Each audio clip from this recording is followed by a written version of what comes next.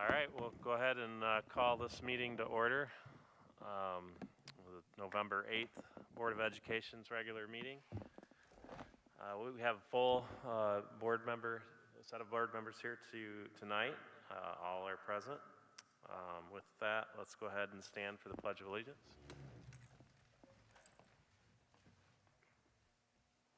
I pledge allegiance to the flag of the United States of America and to the republic for which it stands, one nation, under God, indivisible, with liberty and justice for all. Okay, welcome everybody. You might notice a slight change to the agenda with the public comment is at number 8. We had some professional development training through our attorneys on board practices, and they had made a recommendation that that's the proper spot for that when only having one public comment session. So just that's a quick explanation for that. If you'd like to make public comment, please see Valerie down here in the front row. She'll have a form for you to fill out, and we like to keep those comments to 4 minutes if we would, please. And I guess we'll jump right into it. Randy, any additional agenda items? No. Okay, thank you. Okay, board, we have a consent agenda that has our meeting minutes from October 11th, September's financials included in there. We can either separate those, or I'll entertain a motion to approve the consent agenda. So moved. Thank you, Maureen. Second. Thank you, Sherry, for the support. Any comments or questions from the board on the consent agenda? Okay, not seeing any. All those in favor say aye. Aye. Aye. Oppose? Motion carries.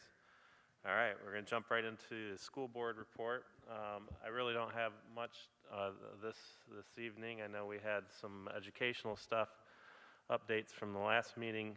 I am attending the Michigan Association of School Boards meeting, which is later this week. So I'll try to give an update on that in the December meeting. If we learn anything new, Randy and I will be attending that. It's up in Grand Rapids, so looking forward to that. Other than that, is there any other school board comments at this time? Okay, not seeing any. It looks like we'll turn it over to Pam. Here we go. All right, I didn't really have a whole lot new or anything this evening, but I did just want to update you on the ESSER 3 funding, and we do have applications now that are available, and they are due by December 15th. They're a little more involved than the last couple rounds of the ESSER funds that we've received and had available to us. So it takes a little more, it's taking a little bit more planning. There's a little bit more narrative to it, and there is a stakeholder input component to it. So Jay and I are meeting on that, and we are, trying to figure out the plan for that. So if you end up seeing some public input on that, that's what that's about. But we'll have that submitted by December 15th with our plan. So I didn't really have anything else.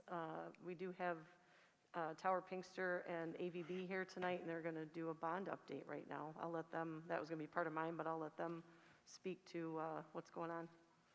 Yeah. Thanks, Derek. Yeah, just please use the microphone if you would, please.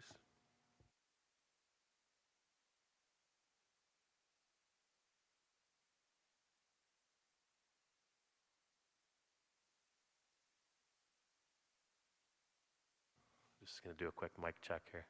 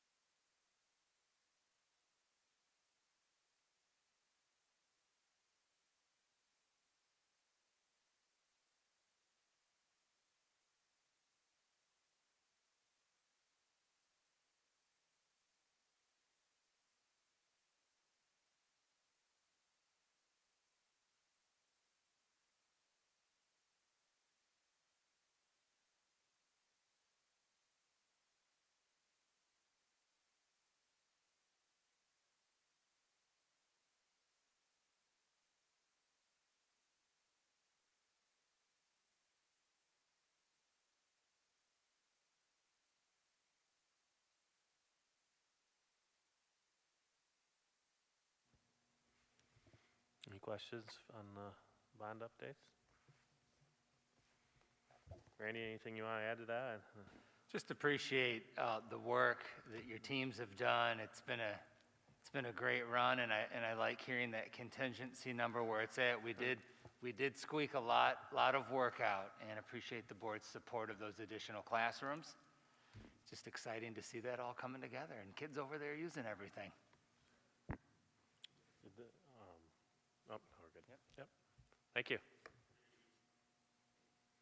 All right, Jay, I'm going to turn it over to you, curriculum and assessment. All right, thank you. Again, not a kind of a theme here, not a ton of agenda items to talk about today.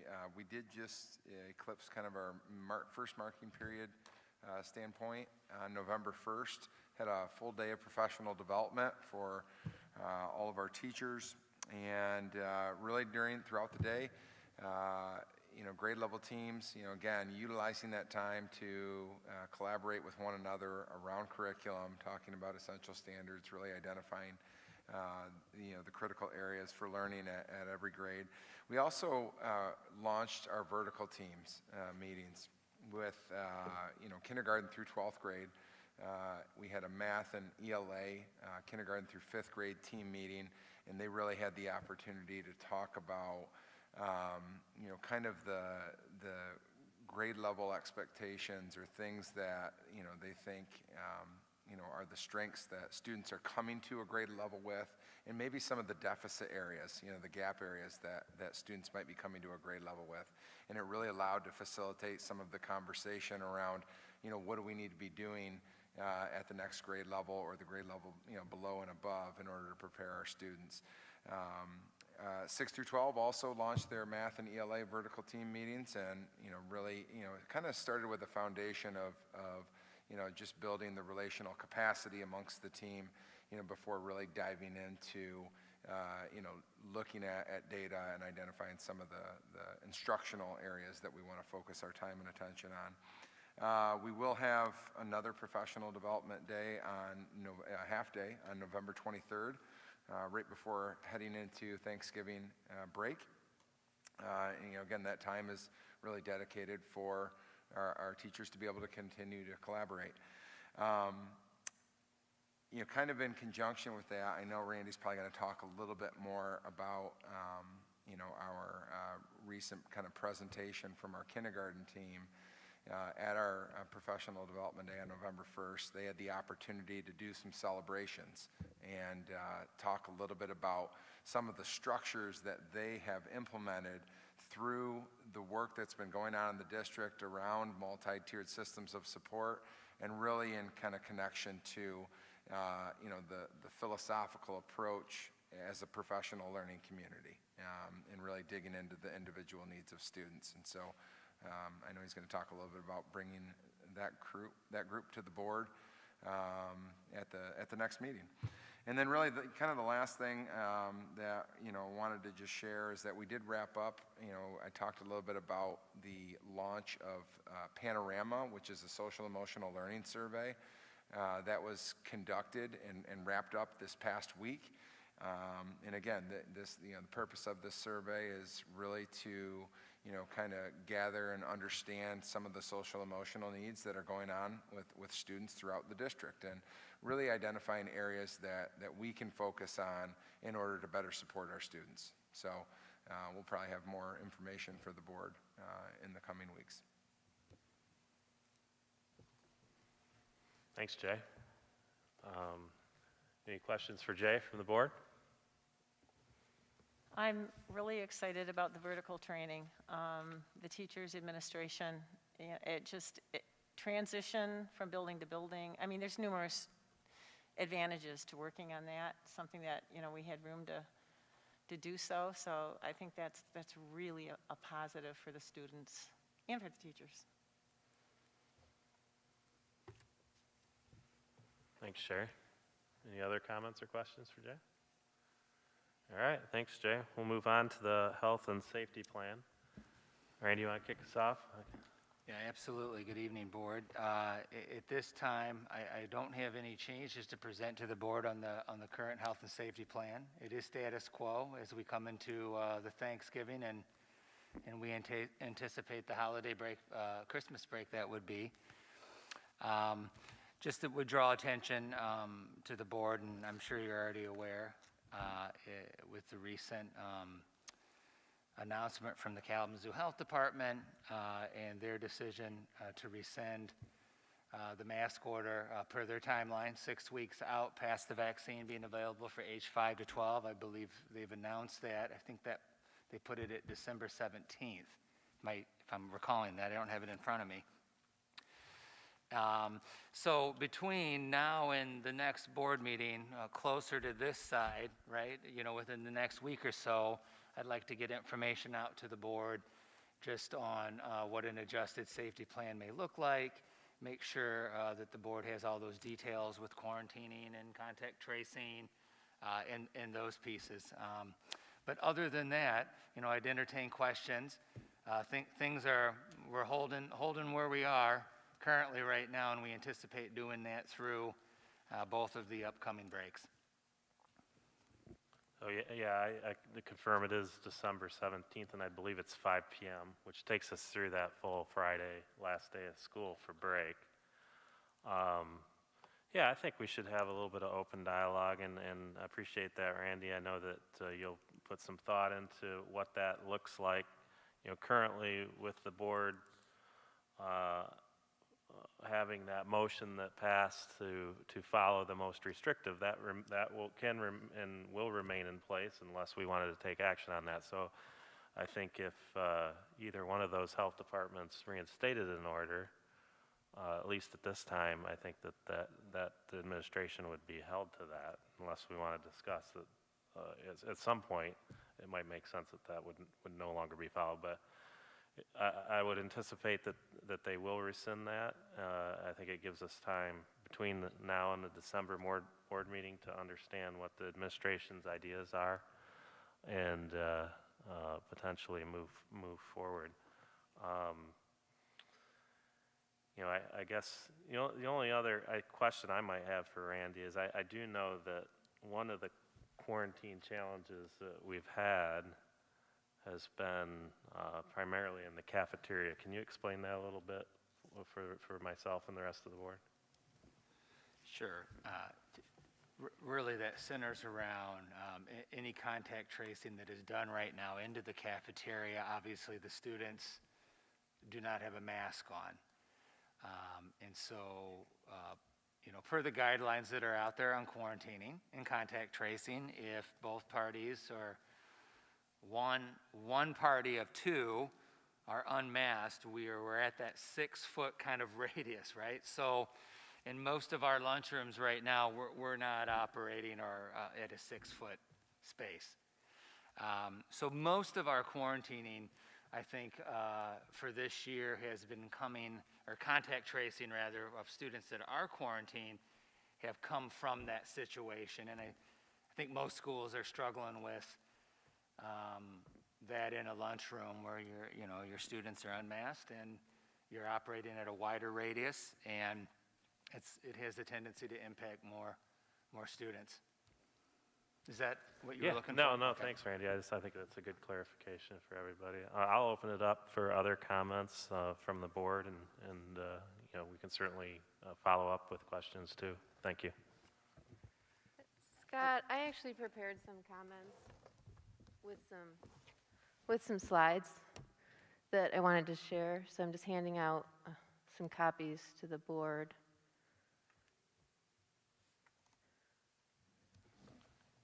Yeah, please, Maureen, proceed.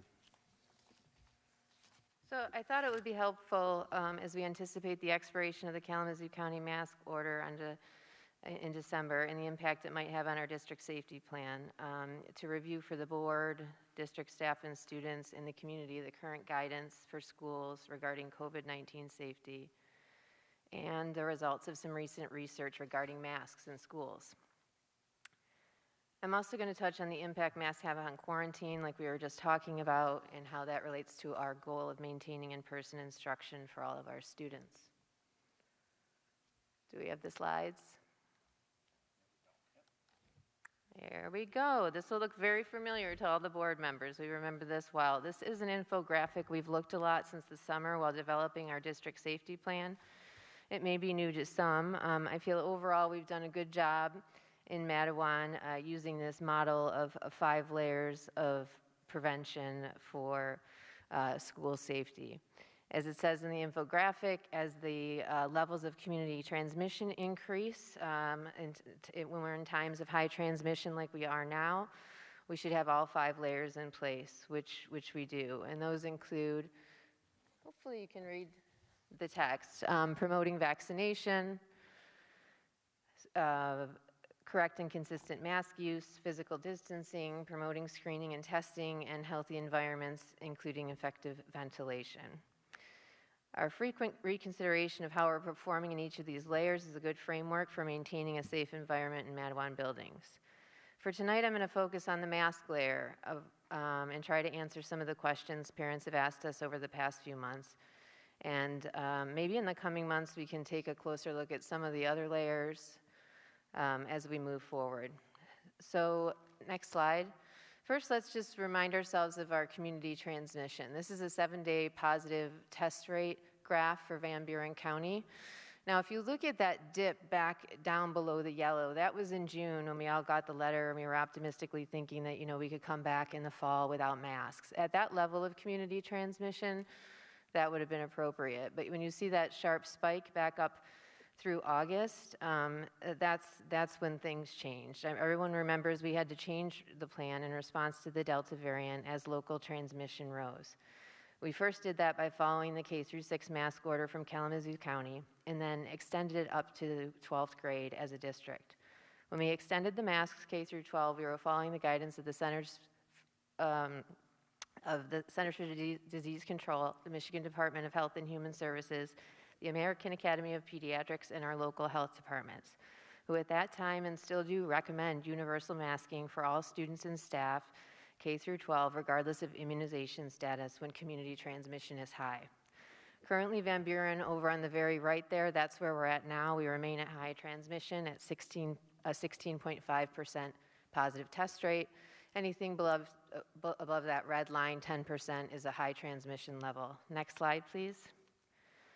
This is the Kalamazoo County data, a little bit less high than Van Buren, but still you can see we're most recently back in the red. We did have a fall dip below, all the way to lower levels, but we are on the rise again, and our current rate in Kalamazoo County, where a lot of our students live, is 12%. Next slide, please. We weren't alone when we implemented universal masking in Mattawan. In fact, 42% of Michigan school districts require universal masking. And because these districts tend to be of larger size than districts without universal masking, 60% of all K-12 students in Michigan are required to wear a mask at school. Next slide, please. Some people have asked, is masking effective? Does masking work? Since the start of the school year, a lot of researchers have been looking at this. This study is from Arizona. They looked at 999 schools in Arizona and split them into 3 groups. Those without a mask required policy, those with a mask requirement from the start of school, and those with a mask requirement that was added after school started as a response to rising cases. They found that schools without a mask requirement were 3.5 times more likely to have COVID-19 outbreaks compared with schools that started their year with mask requirements like Mattawan did. Next slide, please. Here is some Michigan data from researchers at the University of Michigan. This compares schools in Michigan. The blue line are schools that required masks for all grades from the beginning of the school year like Mattawan did. The orange line are districts with a partial mask requirement, possibly for some grades, possibly for some children based on vaccine status or a staff-only masking policy. The red group encompasses mask optional or mask recommended policy districts. Their data shows districts without mask requirements are experiencing higher case rates than schools with partial or universal masking. The difference between partial and universal masking isn't really that great, those orange and blue lines, but you can see that the red is a much higher rate than the other two. Next slide, please. Ooh, that's tiny. But what this one shows is we've talked about the possibility of altering our mask requirement, in particular at the high school. We'd like to see that happen for grades 9 through 12 as immunization rates hopefully continue to rise in that group. But what this slide shows is that orange line at the top this is the number of this is a weekly report that the state of Michigan puts out. And that top line is K through 12 schools. And these are all the outbreaks in Michigan. So below that is like nursing homes and other places where outbreaks occur. So this slide shows that the majority of outbreaks in the state are still occurring in K through 12 schools. Next slide. What this one shows on the bottom, where it says grade level and number of reported cases, is just that when you compare high schools, there's actually more outbreaks occurring as of last week. When you look at the weekly data, the number of elementary and preschool outbreaks have increased a little bit more than the high school outbreaks.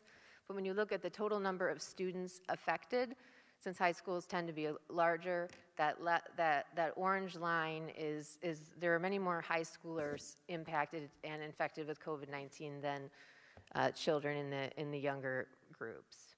So it's just something to keep in mind as we keep looking, as we consider what to do at our high school. And then the final point I just wanted to touch on was what we were just talking about, what Randy was mentioning with quarantine. Next slide, please. This is the current Michigan school quarantine guidance. When we consider whether we should maintain or discontinue our K through 12 masking, it's not just the impact that masking has on case rates and outbreaks that we need to be concerned about. It's the impact it has on maintaining in-person instruction. We've seen neighboring districts already have to switch to virtual weeks because of outbreaks, and that's certainly something we want to avoid. In Mattawan, we're committed to keeping kids learning in person throughout this academic year. When we look at Michigan school quarantine guidance, the need to stay home and miss in-person learning is directly related to your immunization status. If you're fully vaccinated, you're in that blue part of the table. Whether you're around a kid that has COVID-19, whether you're masked or unmasked, you get to stay in the classroom and either monitor for symptoms and test. As long as you're wearing your mask, you can still safely attend in-person schooling. If you're unvaccinated and exposed to another student with COVID-19, you're in that yellow group as long as everyone's wearing a mask. Now, what we want to avoid is putting kids in the red zone. When you're unvaccinated and you're unmasked and you're in a school, you need to go home and you can return after 7 days if you have a negative test, or on day 10 if you have like no symptoms and choose not to test. So the red zone is where learning loss occurs. The red zone is where families of younger children have to miss work. While we can encourage families to immunize their children, parents of course have the right to make that choice for their own children. So it's our job to provide access to safe and equitable learning for all Mattawan children. All children in our district deserve to have the same access to in-person education, whether or not their parents choose to vaccinate them. If we remove our universal masking policy, we put unvaccinated students at more risk of losing in-person instruction than our vaccinated students. Like we were just talking about, right now most of our quarantines have come from lunchroom exposures.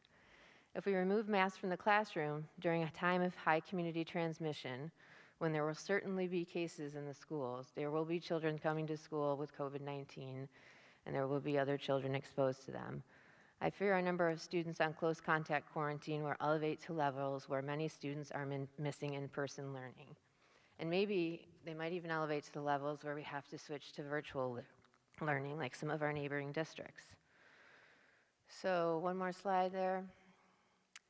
One question that comes up a lot with regards to school masking is, if not now, when? When will we be able to stop this? When will we be able to loosen up this requirement? And the answer is, I'm not sure.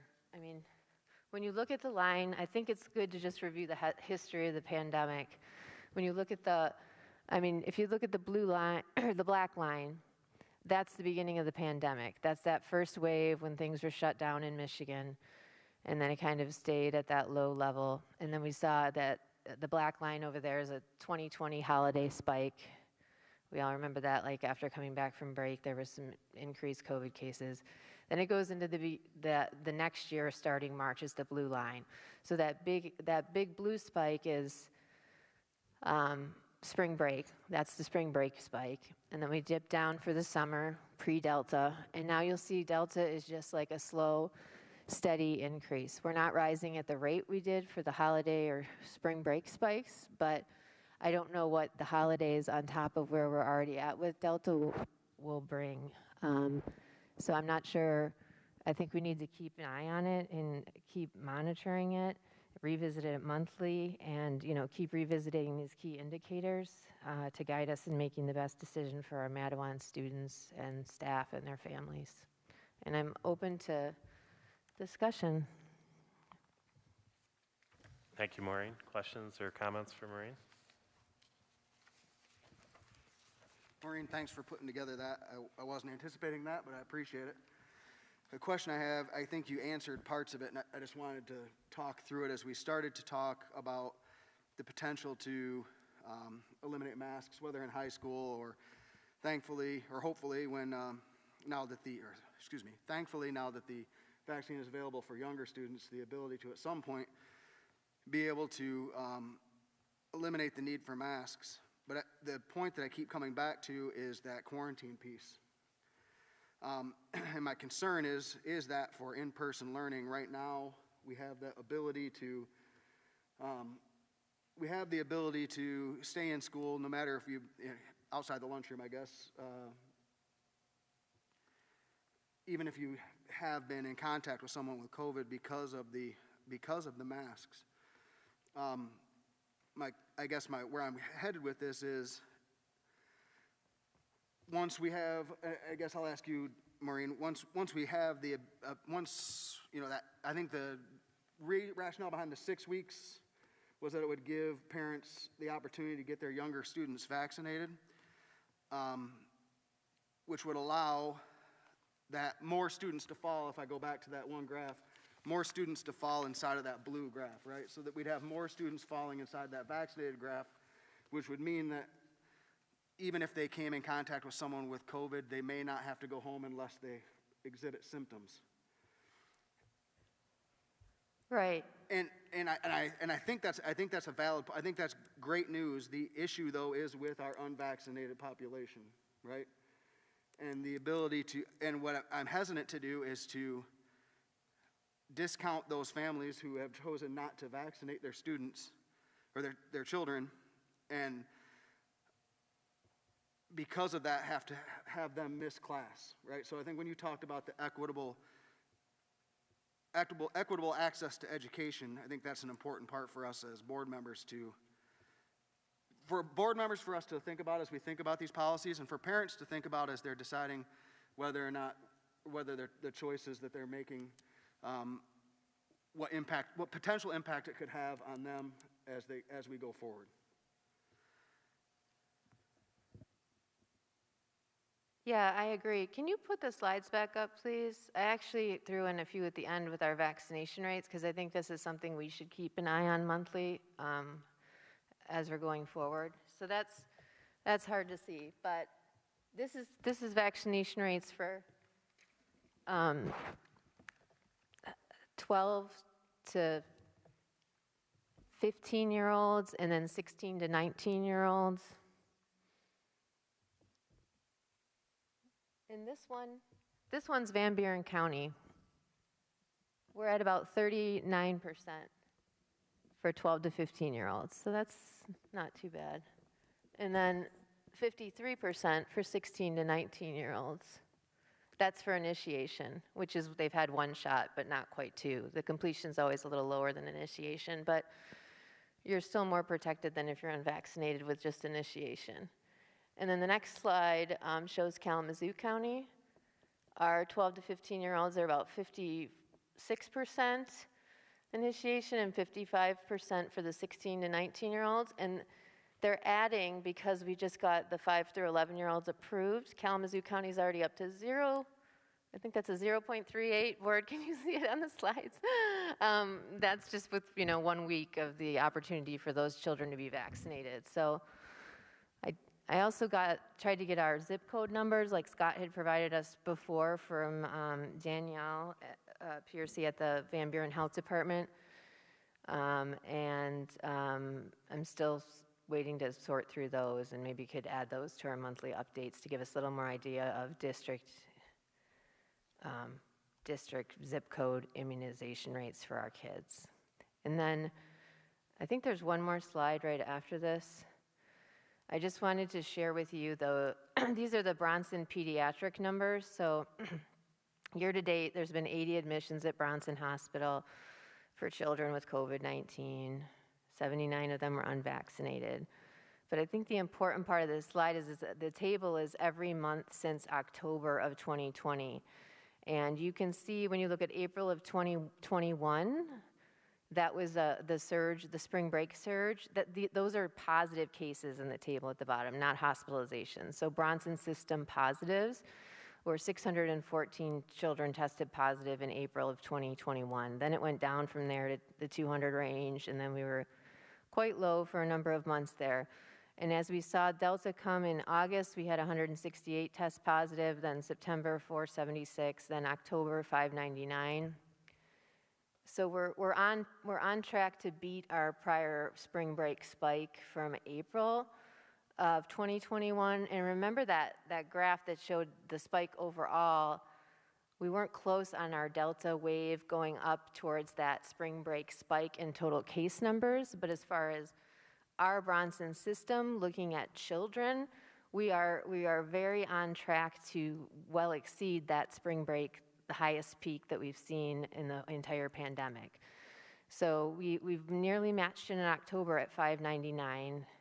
And now if you look at November, here on day 8 of November, we've already reached almost 200 cases in the first 8 days of the month. So we're pretty confident that the number for November is gonna beat that, the highest point of infected children. And that is the last slide, I promise. Maureen, how does the booster play into this? I know it's not for the children, but the adults that are teaching. I'm sorry, just can you move your mic a little closer? Yeah, sorry about that, Maureen. Can you hear me? That's better, thank you. How does the booster play into this for the adults now? I know it's not for the kids, but we all took our vaccination right around in March and February, February, March. Yeah. We're starting to wane, and we're the ones that are taking care of the kids. So what's playing in that? So the booster is recommended when, when adults should be getting it. So if you get your booster, once you're 6 to 8 months out, antibodies just decline. So yeah, definitely adults should be getting their boosters, and we're seeing lots of, whole families infected. So it's definitely recommended.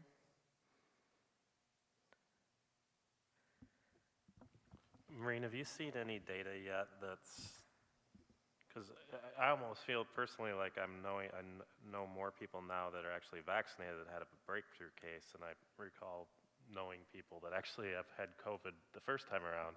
Are we seeing any data yet that's breaking down the vaccinated versus unvaccinated in COVID cases? Because what I worry a little bit, and this is a personal opinion, I guess, but that our positivity rates remain high because we continue to have cases of even vaccinated folks who fall into that group, and while they could still spread it, I continue to go back to the main goal is to keep people out of hospitals and have deaths. So I wonder if you've seen anything around that yet.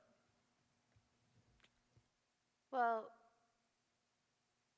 I haven't. I can look into, I know that, like you said, so it's effective for preventing hospitalization and death. There are breakthrough cases. The vaccine itself is still 95% effective, which is actually quite high. Like other vaccines like that we typically give in the childhood immunization series aren't nearly as effective as preventing infection. But with a rising variant, and variants will continue to come, the more immunized the population is, the less likely is we are to develop more variants. But I would have to look into a little bit in the detail as far as how the numbers of total, our case rates being positive, how many of those people are immunized, if that's broken down, like breakthrough cases. There are more, I guess I could say, like, there are more cases of unvaccinated people getting COVID than there are breakthrough cases. But there are breakthrough cases, especially with the Delta variant. Yeah, clearly what I've heard about hospitalization is it's like 99% of the time we're hearing that those folks are unvaccinated. Absolutely. This is another reason why I'm a proponent and would want everybody to get vaccinated. Yes. What about a scenario where the administration does this on a building by building basis based on either positivity from within the county or positivity within the school, and have some sort of flexible way of doing it? And then the other piece of this, and anyone can respond to this, and Randy or anybody other board member, the other piece of this is there are districts in our county today that have modified the contact tracing and quarantining. I don't know if I've heard it, I guess, framed as suggested quarantine, but I think there are different ways that you can do it. Now, you're not following necessarily the CDC guidance to the T, but there are a lot of schools that are doing that. What if we had,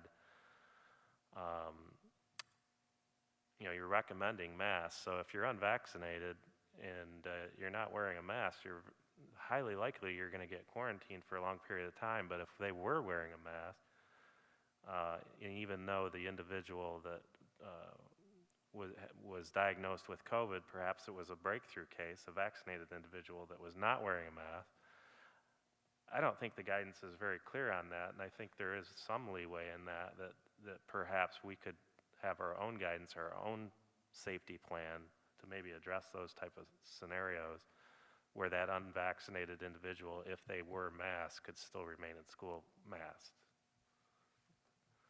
Because there's so many ways you can twist this. Early on, Scott, you and I, I'll speak to me.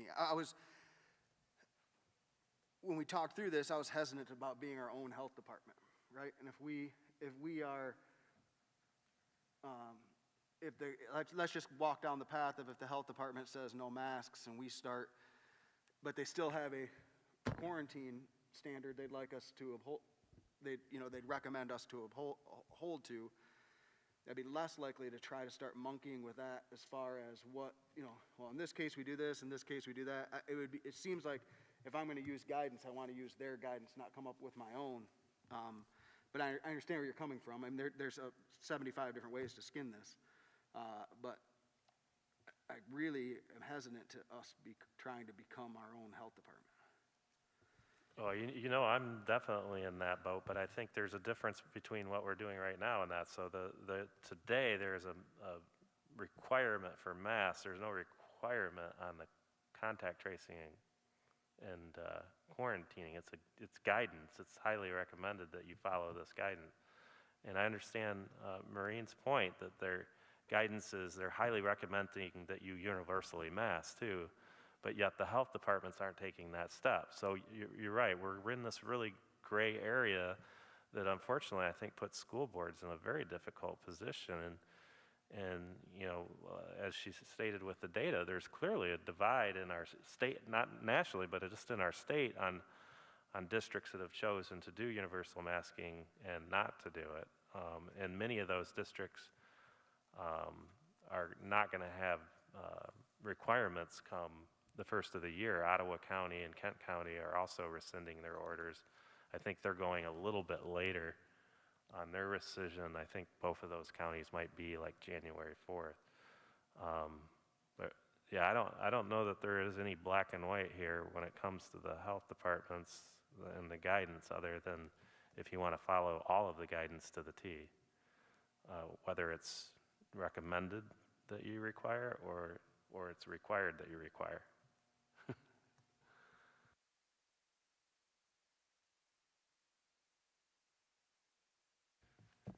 Randy, based on what you've heard, you know, I know I don't want to put you on the spot, but you know, I think we've got a full month. I don't think I'm not hearing any movement here that there would be any type of motion tonight, but what you've stated is I think you have a desire to come up with some sort of plan that you would run by the board before the December board meeting.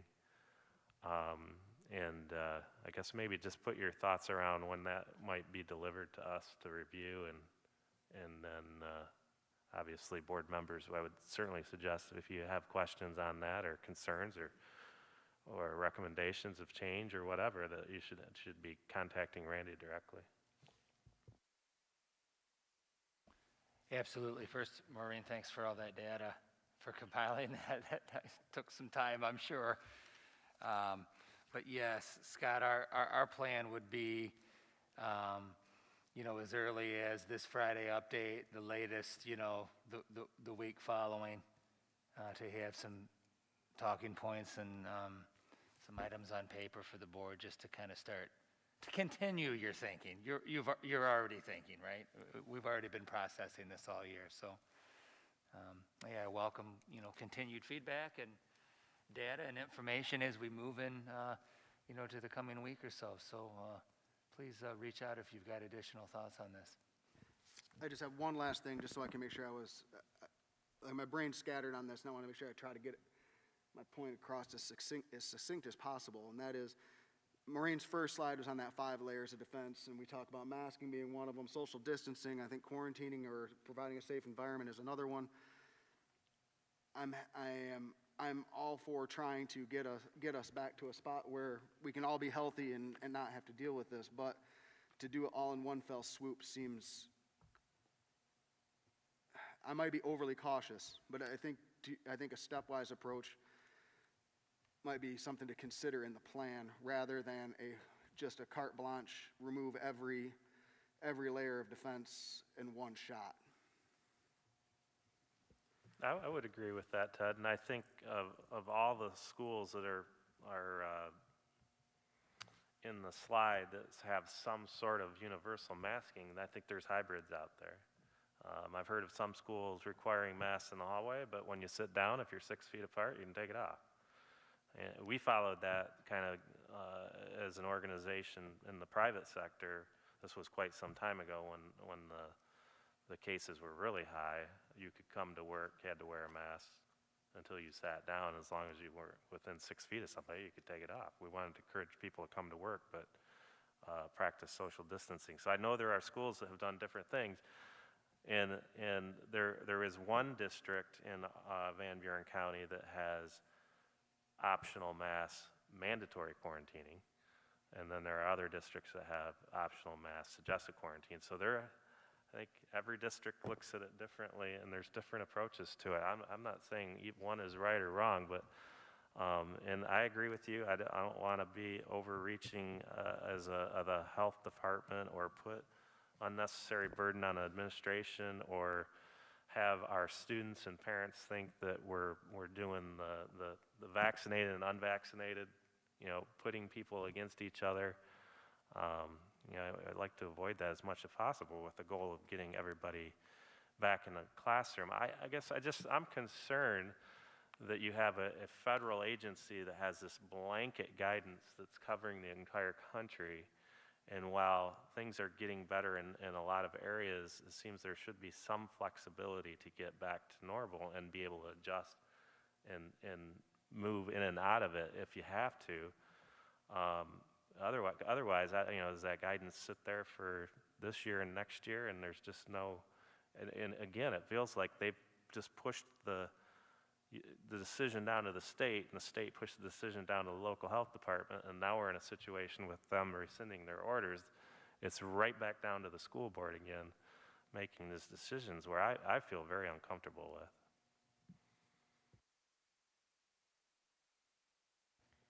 Maureen, just a quick question, and you may not know this. Van Buren County Health Department strongly suggested masking, didn't mandate anything. However, they did mandate it in their offices for them personally. Do you, and that, I find that interesting, do you know if they are following the CDC recommendation on quarantining, or do they have their hybrid version in their offices for that?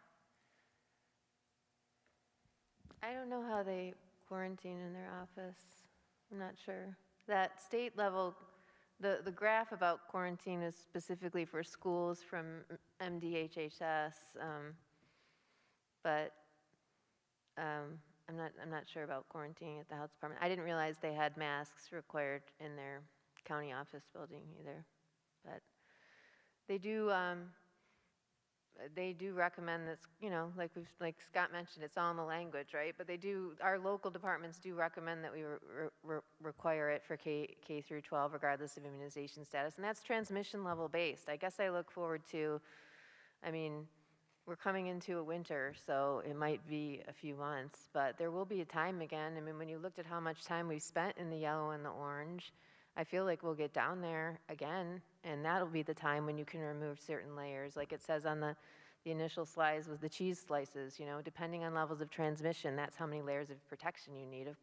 In my view, the first one that can be peeled away would be masks, because it's the most inconvenient, and it's the one that, people have to wear a thing on their face and all that, and then the impact it has on, everyone's life is a lot more personal than whether or not we have the proper ventilation. Ventilation's easy, right? Another thing we could talk about is that layer. Although we promote testing for illness, a lot of school districts are doing, combining testing, an option for testing with not wearing masks. We can be creative, or we can keep it simple, but I'm just glad we're having kind of this, this level of discussion, and moving forward, we'll have to keep doing it. So it's good to see. Yeah, that reminds me of the OSHA order that's out now. That's held up in court, but I think ultimately we're probably going to see something like that, where I think if an individual in a workplace of over 100 employees, which affects Mattawan schools, by the way, if they choose not to be vaccinated and the lawsuit ends up not following through, I think by January 1st they have to take a test and present a negative test every week in the school, and wear a mask as a requirement. So there, again, other twists that are going on out there on whether testing is another, I guess, layer in that 5 layers that were there. Testing seems like it could be another layer, but it'd also be a burden for a student. Although not that long ago, we had our athletes going to Optimed every single week to get a COVID test. So there may be other ways, Ted, that there are other layers that we're not peeling every layer back. Maybe you're adding a layer for those that are unvaccinated. I'm much more for the carrot to hopefully get folks to finally make that decision that they choose to get vaccinated, as opposed to the hammer, I suppose, which is there's two different layers of that going on in our country right now. I want to leave, hopefully leave this conversation on a positive note. If we look at the positivity rate, if what should come true comes true, where our younger population becomes vaccinated, and our older population, if they get their booster or those types of things, that positivity rate should come down based on the fact of more people being vaccinated. And if more people are vaccinated, then that level of transmission comes down, which allows us to get to a place of normalcy faster. So I think there's reason to have hope that as people make those choices to get vaccinated or not, that transmission rate can come down as a result of the vaccination rate going up.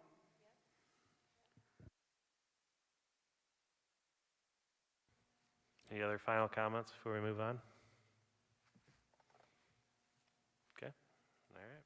Not seeing any, we're going to jump into new business, and we had a policy committee meeting that Bruce chairs, and they had a first reading of some fall policies that were in our packet. Bruce or Randy, do you want to comment on those? These are mostly procedural. It's primarily changing of words and some definitions, nothing of the intensity that we've had in the past. It's very cosmetic changes, I guess is the best way to describe it. Lots of little words that were changed. really nothing big compared to the last pack we had. Thanks, Bruce. With that, I'll entertain a motion that we approve the first reading of the fall policies. If you'd like to make that motion? Is that you, Bruce? Thank you, Bruce. Does he have support? Support. Support from Ted. Thank you. Any final questions before we approve this? All those in favor say aye. Aye. Opposed? Motion carries. The next, I'll entertain a motion for an overnight trip. This is the choir. I believe it looks like they're going to kind of work their way around the east side of the state for several concerts. Anybody like to make that motion? So moved. Thank you, Vicki. Support? Did you say support, Yep. Mark? Thank you, Mark. Any discussion on the overnight trip? Randy, what's their plans for transportation? I know it says excursions, which is Dave's normal comeback, but what are we really planning? Well, that's a great question. At this point, they won't be taking the excursions. Right. So we're brainstorming that right now. If we don't have anything new acquired by then, we'll Right. maybe look at renting. But yeah, the excursions will not be going. They've finally been put to rest. Well, one has. One has. The other one is not far behind, and Right. hence the discussion later on that. I think that's a good point, only because we're probably not buying anything between now and November 11th. So, yeah, I'm sure it'll be a rental or something of some sort, Correct, right? yes. Okay. No other discussion on that item? All those in favor say aye. Aye. Oppose? Overnight trip is approved. Next item is some more furniture for the ECEC. Not a large bid in there, but it was approximately $38,000. Would anybody like to entertain that motion to approve the MOE purchase for the ECEC? So moved. Thank you, Bruce. I'll second that.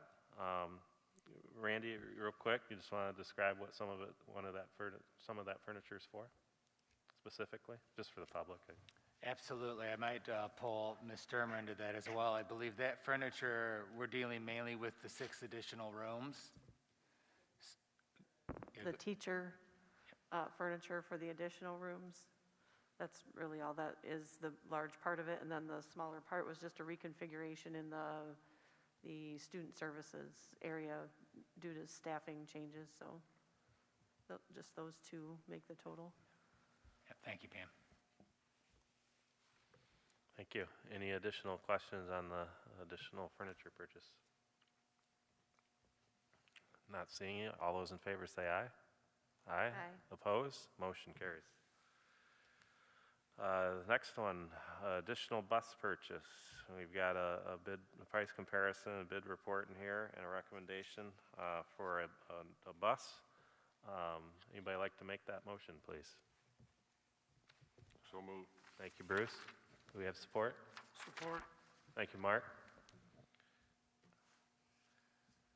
This is well needed. This is probably bond contingency funds and.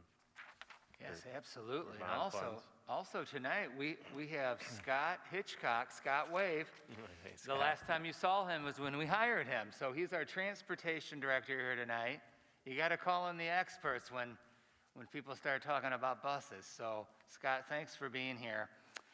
We do have a primary lead on that, and this would be bond contingency money from a previous bond, so it is not general fund. And one of the things that the three of us, Pam, myself, Scott, have been discussing is this idea of the bus refresh cycle. So making sure that we've got these buses prioritized by mileage and just mechanics, and that we're systematically retiring metal, well, you know, that's an insider term, right? Metal. That we're getting rid of the buses that are aging out and we're bringing in the new ones in an appropriate way that we can absorb that financially and that it just makes sense on the schedule. So this is a very important thing. And we're pretty happy, though, and I think the public would be happy that we're using those contingency funds wisely.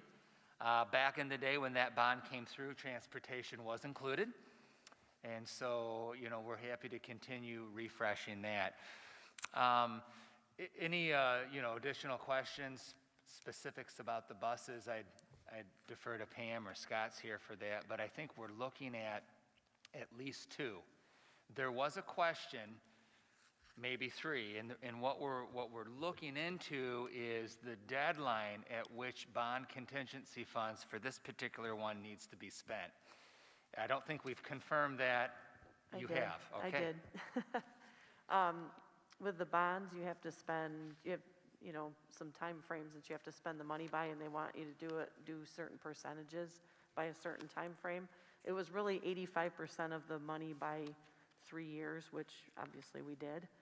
And then there's not much of a, as long as you're like diligently using it, not just holding it for 10 years or something without having any expenditures, then that's acceptable. So we could do 2 to 3 this year, or just do 2 and wait, you know, space it out however we think that would be appropriate for our fleet age.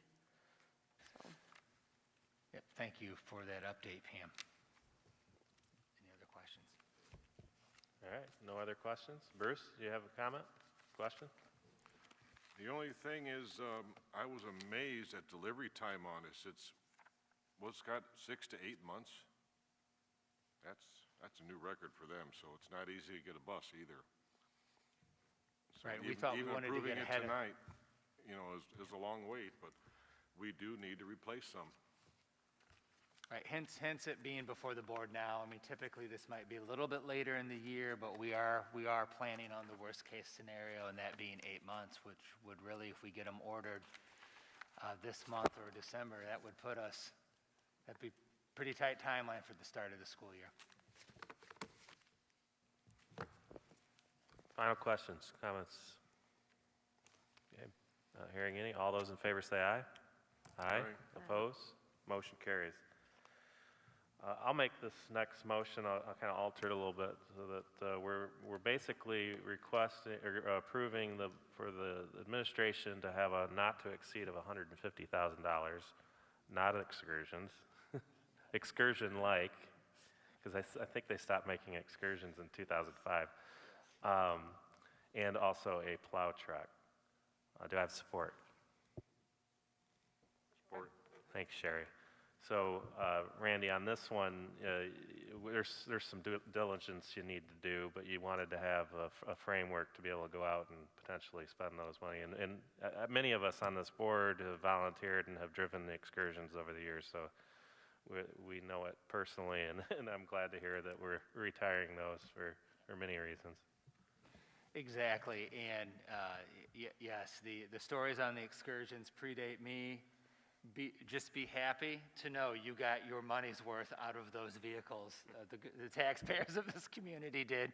So we're excited about retiring them. And again, Scott and Pam are point on this. Here's the interesting thing right now with the used car market. They're literally selling these vehicles the day they get them in. So with a school, that poses a little bit of a challenge under the laws governing getting bids, putting things out to bid if it's over a certain threshold. I want to say that's right around $25K, right, Pam? It's just over that, a so, few hundred. Yep. So districts can spend up to that amount without a formal bid process, and this is all governed by state law. So that's where we want to be able to move a little bit faster. If the board pre-approves money and it's over $25,000 per vehicle, we've got to put it out to bid and come back to the board. But this will save us a little bit of time by being able to have the money pre-approved to get out there and look at these vehicles and maybe move on them a little bit faster than we normally would have to wait between board meetings. So we'll obviously keep the board updated on how the money is moving, but a pre-approval would give us a little more latitude, but we definitely are at life's end on all 3 of those vehicles. My only comment there, Randy, would be, Yep. and I know you will, and no, Scott, I know you will too, because of the way the used car market is right now, I think we'd be prudent to only get what we have to, because it's probably not going to be And we bought those excursions new and they lasted a long time. If I'm buying something for under $25,000 that's gonna haul students, it's probably not gonna last for more than a couple years, right? So I wouldn't go out and buy 10 of them, even though we didn't approve that much money. But the idea that I think at some point we're gonna need to put it out to bid for some sort of sprinter or something like that that would make more sense longevity-wise, right? Absolutely, yeah, we've had that very conversation where we don't want to be hasty and get into something that's not the quality. At the outside chance, though, we find a gem out there, we'd move on that quickly under that threshold, but I would imagine we're going to be looking at individual units beyond that dollar point. Absolutely. Just to give a little history on excursions, because I've been here a while, those were acquired many, many moons ago over a couple of years, thanks to a phenomenal deal by Bill Wright when he was involved with the dealerships. I wish I could have got that price on an excursion. I might have bought one at that time for that price. That, and along with some phenomenal maintenance on them for many, many years, kept them going. Big problem is right now, we don't have anything that can pull the band trailers. There was a couple excursions that were hung in there to pull the band trailers. They're not worthy of that anymore. We can't trust them. That's one of the biggies, is band trailers, as well as multiple seating. But we did get our money's worth out of all those excursions. And I'm still driving my 97 Suburban. It hangs in there. Thanks for, any other questions or comment? Bruce, are you volunteering to haul the, no, I retract that question. It probably could, but that could be its last trip. It's a little tired. All right, not hearing any final questions. All those in favor say aye. Aye. Aye. Opposed? Motion carries. Last item on here is just to approve there's a few expenses for conference registration for myself. For that conference, this is later this week. Would somebody like to entertain that motion? So moved. Thank you, Vicki. Vicki have support? Support. Thanks, Mark. Any questions on that? Not hearing any. All those in favor say aye. Aye. Opposed? Motion carries. That takes us to the public comment period. I do have one public comment. We might have one more. Vicki Wannick, if you want to come up to the mic, please.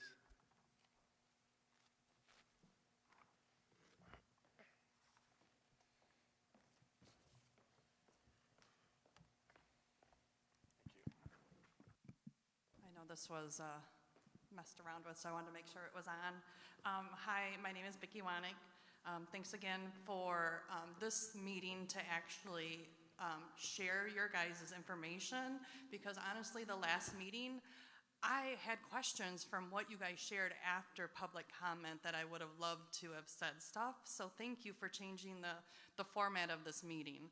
However, it would have been nice to hear from every single board meeting regarding COVID-19, the mask, the quarantines.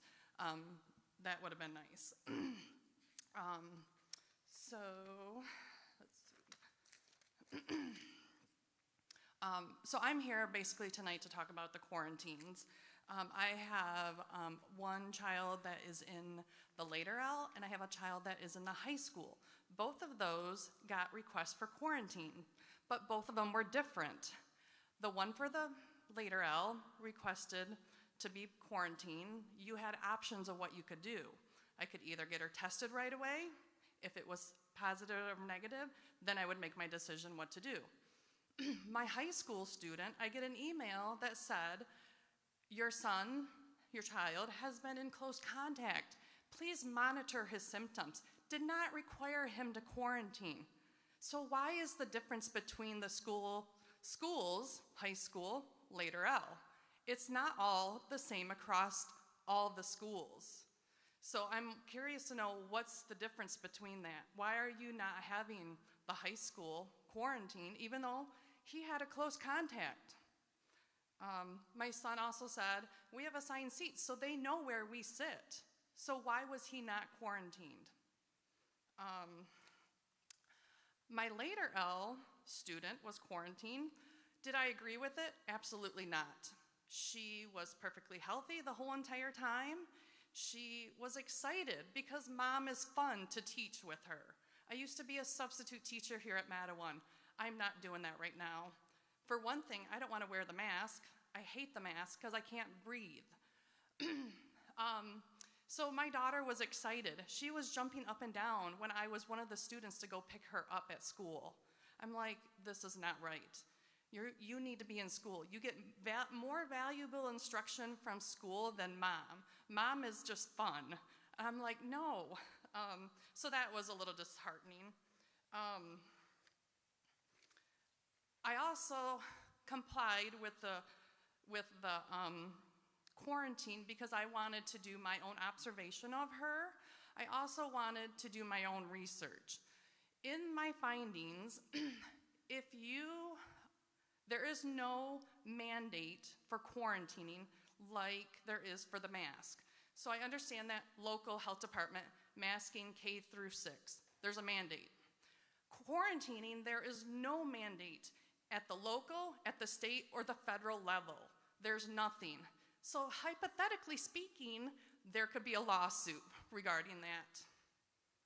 And I've heard a number of parents complaining about these quarantines. I actually know of 8 cases currently right now that there is a lawsuit going on regarding quarantines. So it disheartens me because kids are first. Are kids really being first if they're being sent out of the school when they are perfectly healthy? And a number of people that I know that their kids have been quarantined is because it's a close contact tracing thing. So sadly, I don't agree with that, and I know a number of parents that are not agreeing with that. Just want to look at my notes to make sure I go over everything. The other thing in my research and finding is you're basically taking away a child's free public education as well as their due process of the law. So that's unlawfully depriving a child of free public education. So it disheartens me that kids are being... Vicki, can you wrap up in like the next 30 seconds? Yep, Thank you. absolutely. I'm curious to know what the numbers are for Mattawan. I went online to see what you guys had, and just the positive cases, this was last week, so it was just 97. It may be over, I don't know. You guys don't really have a running total online. I'm curious to know, what is the number of kids that have to quarantine because of this close contact tracing, is what I'm really curious about. Real quick, one more thing. The Panorama survey, will that information be shared with parents? Like, I would love to know what the results of that survey was. I'm sure other parents would. Thank you. Thank you, Vicki. Misty Messamore.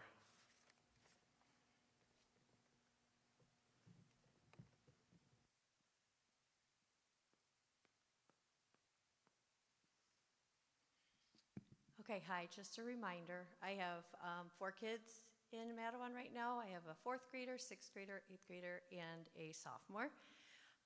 First, I want to start, I'm currently a substitute teacher at Mattawan. Primarily, I've been doing the middle school, and I just want to say how grateful I am for all the staff and teachers at the middle school. They have been very welcoming. I just love it. You don't see the principal without him thanking you for being there every time. And I am thoroughly enjoying, I didn't think I'd enjoy middle school because I've always worked with the little ones, but I wanted to put that out there because it's made it really nice. On the other side of that, I am with Vicki. I don't like wearing the mask at all. I feel a little lucky in the middle school because they have planning periods or lunch, so I can take a little break. I did sub in the high school one day, and I didn't have that break, and I personally have a little issue with my iron levels. Towards the end of the day, I did have to pull my mask down because I was afraid I was going to pass out. I couldn't breathe, and I was starting to have some issues with my heart racing. So that's a little scary for me. But like I said, at least at the middle school, there are times when the kids aren't in the room, and I can kind of take a break from that. But one thing I wanted to mention and maybe bring up that I haven't heard is the talk about natural immunity. My family all had COVID about a month ago, and I will say my husband got the brunt of it. He was down for about 7 days with a fever. I was down for 3, and each of my kids was down for maybe a day, 2 at the most, and I had one who had literally no symptoms despite the fact testing positive. If you look at all the research, they'll say that natural immunity is even better than vaccination. Now, I do know that the CDC is one of the few that would disagree with that, but most, if you look it up, most research says that natural immunity is better than vaccination. So I feel very confident sending my kids anywhere without a mask right now. They're not going to spread it. They're not going to get it. But I don't see that being discussed when you guys are talking about vaccinated versus unvaccinated as far as quarantining or anything else. So I would really like that to be considered. I know a lot of people right now whose children who've had COVID. And of all the cases that I know of, it's all the same. It's been down for the fever, maybe 2, and then they're right back at it. My daughter, who was the only one that didn't have symptoms, had to stay home for 2 weeks. And it was a struggle getting her back on track because she was my 6th grader, and it was not easy for her to catch up. We finally just last week got all of her assignments turned in, and she's been back at school for 3 weeks. So my high schooler also struggled with getting back on track. So that's something that I think people are forgetting. And then another thing I want to point out is you're talking about keeping kids in school. Well, I've worked in the elementary school during flu season. There were days when we had literally 8 kids in class because of the flu season, but we never shut it down for that. So I don't really know why we would change it. Like if you have COVID and you only have 8 kids in class, why that would be any different. So I think there's some things that need to be considered that haven't been talked about. And even with the flu season too, we didn't wear masks during flu season. And let me tell you, if kids came in with flu, you knew you were going down at some point. I mean, it's just as contagious. And the only other thing, Maureen, I think that was great that you presented all the information and everything. I would be nice to see something that wasn't from CDC or Michigan.gov. Those are both government agencies. It'd be nice to see some other medical research on some of that to help us parents. Because we're doing a lot of research at home on our own, and there's a lot of other research out there. I'm super happy about the thought of my kids coming back after Christmas break and not wearing a mask, but it would be really great if we could even do it before then. So again, just some information that I'd like to share with you to consider with the natural immunity, some of the quarantine issue, just being home, catching up with schoolwork. So if you can consider that, that'd be great. Thank you. Thank you, Misty.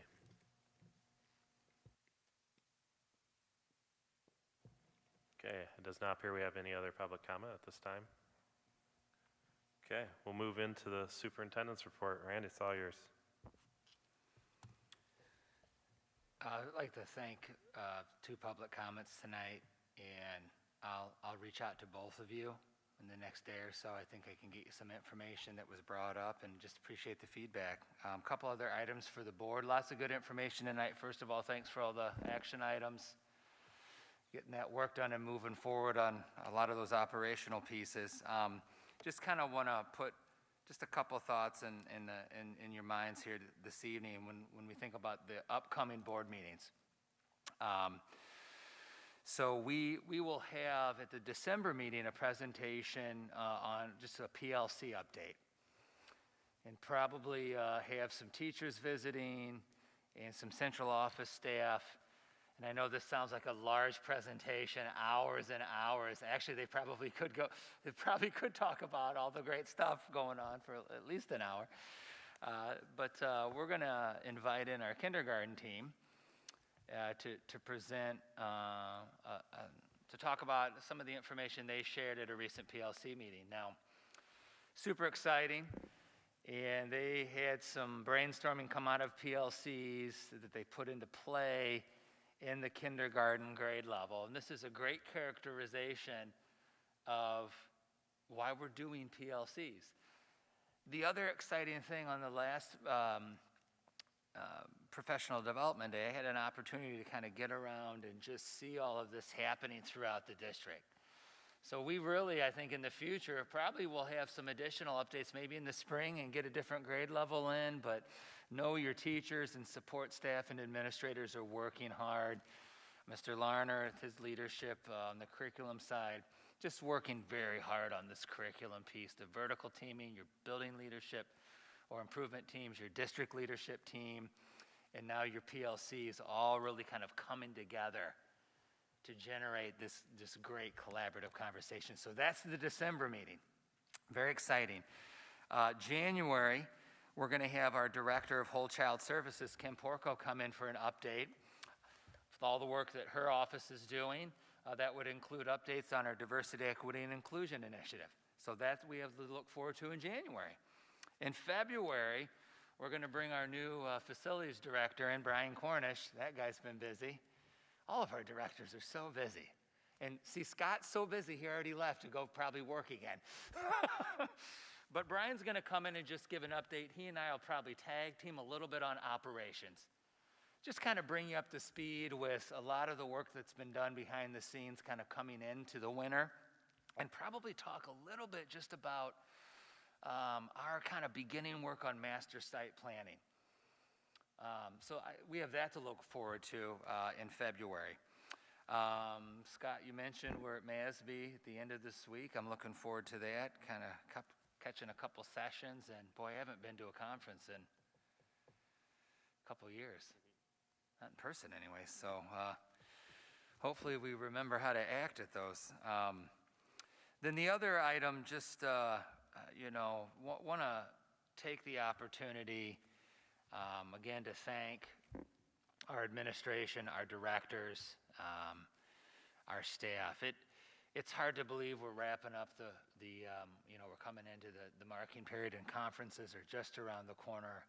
I feel most days the year is just flying by. I mean, there are a couple of days, right, that she moves pretty slow. But most of the time, I just can't believe how fast this year is going and how great it is to have the kids back and see the kids. But it's really inspiring to see all the work happening with our education team across the entire district.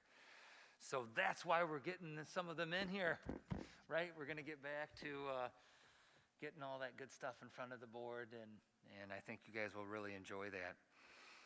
That's all I've got. Kind of a short list. That's kind of the theme tonight with all of our updates, but I'd entertain any questions from the board if you've got them for me. Any questions or comments for Randy? All right. It's not seeing any. Scott? Oh, please, go ahead, Bruce. Can we have an explanation why someone was late for a meeting last Friday? All right, so actually, our committee chairman is making a very valid point. So I will say in my defense, we did text possibly about moving that to 9. And guess what? It almost happened. No, yeah, he's well-deserved there. Fortunately, that doesn't happen a lot. It happens to all of us, that's for sure.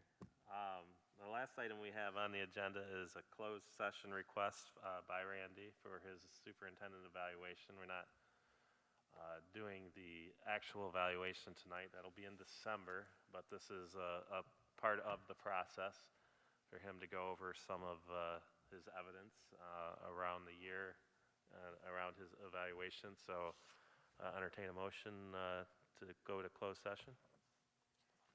So moved. Thank you, Vicki. I can support that. Any questions on that? We'll do a roll call vote on closed session. Vicki? Yes. Sherry? Ted? Yes. Scott's a yes. Maureen? Yes. Mark? Yes. Bruce? Yes. Okay, just for the public that have to leave the room at this point, we'll have Valerie outside the room, so she'll let us know, let you all know if you'd like to come back in as we wrap up. But I think there's no other business that will be conducted at this point. We'll probably be adjourning the meeting after that closed session. Thank you.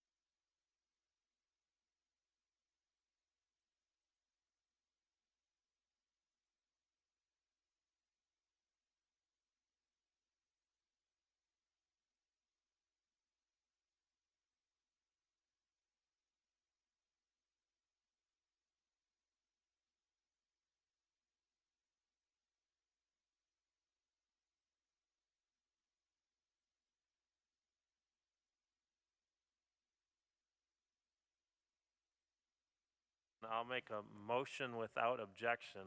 So another thing we learned from Valerie at this Troon thing. So a motion without objection, as long as there's no objections, will come out of closed session. Are there any objections to come out of closed session?